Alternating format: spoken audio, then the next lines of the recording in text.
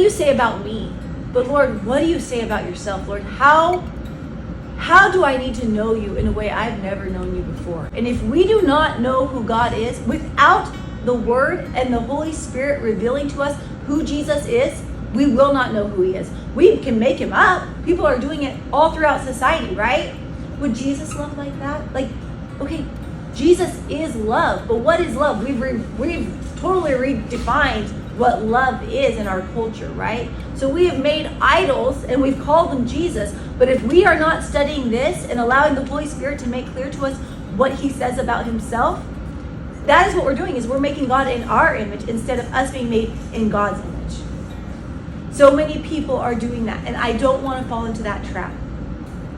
I want to base my identity, my value, and my worth on who Jesus is. And then from there, allow him to speak to me and tell me who I am. Does that make sense? Is it clear that we're going about it all wrong in our society and even in the Christian world, that we're coming about it as far as, I wonder who I am. I'm going to look in here and find out who I am. No. Look in here. Seek Jesus. Fall before him. And he's going to naturally show us who we are and what he's created us to be and to do for his kingdom, for his glory, and for our good.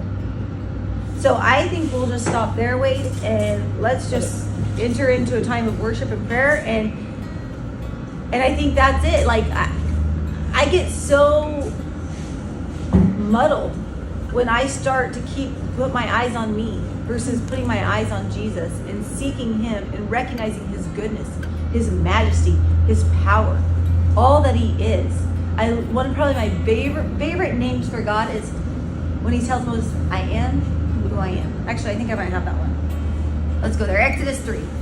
Now Moses was keeping the flock of his father-in-law Jethro, the priest of Midian, and he led his flock to the west side of the wilderness and came to Horeb, the mountain of God. And the angel of the Lord appeared to him in a flame out of the fire in the midst of the bush. He looked, and behold, the bush was burning, yet it was not consumed. And Moses said, I will turn aside to see this great sight, why the bush is not burned. And when the Lord saw that he turned aside to see, God called to him out of the bush, Moses, Moses. And he said, Here I am. Then he said, Do not come near. Take your sandals off your feet, for the place on which you are standing is holy ground. And he said, I am the God of your father, the God of Abraham and the God of Isaac and the God of Jacob. And Moses hid his face, for he was afraid to look at God. Then the Lord said, I have surely seen the afflictions of my people who are in Egypt, and I have heard their cry because of their taskmasters.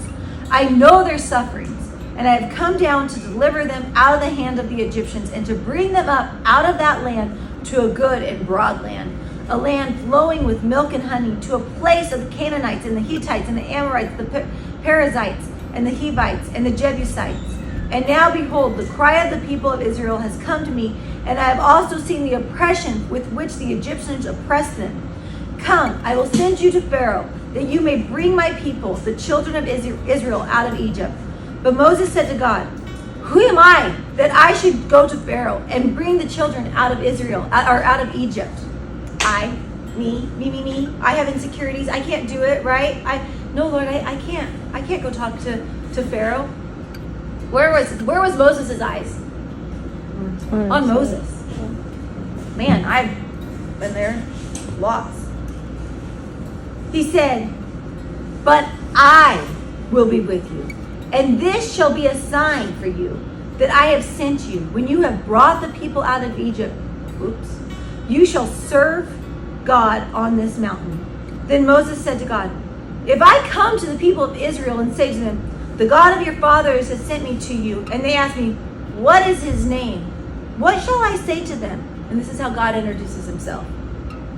God said to Moses, I am who I am. And he said, Say this to the people of Israel, I am has sent me to you. God also said to Moses, Say this to the people of Israel, the Lord, the God of your fathers, the God of Abraham, the God of Isaac, and the God of Jacob has sent me to you. This is my name forever, and thus I am to be remembered throughout all generations. I am who I am. the ever-existing one. I actually had, when I did this, I had a printout of all the names of God, and I will bring that next time. But the existent or eternal, Jehovah, Jewish national name of God, Jehovah, the Lord. He has always been. He was not created. He is self-existent. Who are we going to allow to define us? The things of the world, created things? People that literally are lost in their own self-identity crisis? Or the self-existing one? The one, who knows, guys? I go back to the pot and the clay. Do you think the person that bought this at the shop knows better than the one who created it, what the purpose of it was for? No. When you create something, you know what you created it for. Yet we are so consumed by the world and by the opinions of others, and frankly by our own insecurities, or perhaps our own self-cockiness and confidence, that we think that we have the right to tell the one who created us what we were created for. Does that bring peace? Has that ever brought you peace in your life? It never has me. It has always led me down a dead-end road. And I see that, and my heart breaks for people that they are lost in that. They are lost in a place of complete depression. Society, the suicide rates have skyrocketed. People are so filled with anxiety because they do not know whose they are. They do not know that they were created on purpose for a purpose. But if we can go to the King of the universe and ask him, Lord, who are you? And we get a clearer picture daily of who he is, he's going to give us a clearer picture of why he's created us. And then we are going to be empowered by the Holy Spirit to go set captives free, to go help them live in their God-given identity and purpose. Why do we think that Jesus told his disciples, greater works will you do? Not because of me, not because of you, not because of anything that we can do in and of ourselves, but because the Holy Spirit who dwells within each one of us, if we will actually allow him to live in and through us, and we won't quench him, oh my gosh, the impact. Jesus was bound by his human conditions, right? He was one. He could only go so many places. He was fully God, but fully man, and he had set aside his God-given rights to work fully as God, right? He came in human form, and he was operating as a human, as a man, fully surrendered to his Father.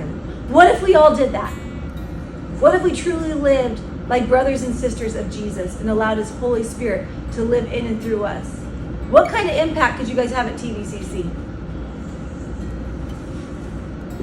But the good news is, it's not about you. That's the good news. It's not about you. It's not based on what you can do. It's about surrendering to him. It's about getting a clearer picture of who he says he is, and then allowing that to so transform us that we have a clearer picture of who he says we are.